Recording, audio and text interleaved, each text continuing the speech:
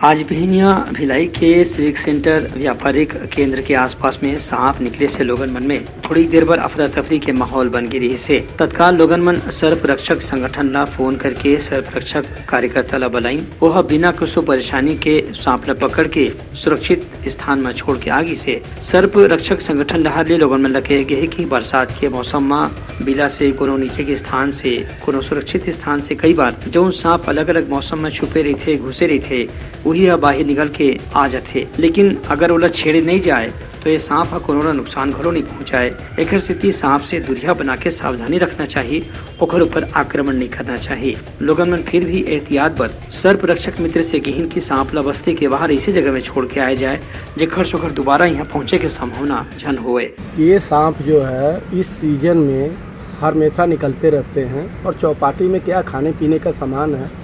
और जो है चूहे लोग जो है बिल बना के रखते हैं, मेढक लोग यहाँ रहते हैं,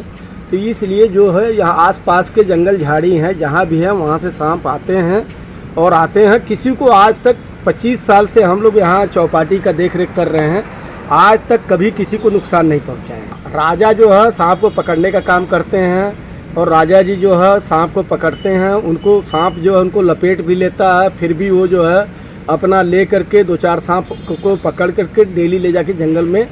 ले जाके छोड़ करके आते हैं। ये लोग उनकी सेवा करते हैं, कभी मतलब उनको सांप को खरोच ना आए इस चीज़ का भी ध्यान देते हैं। Bureau report Uttarakhand news.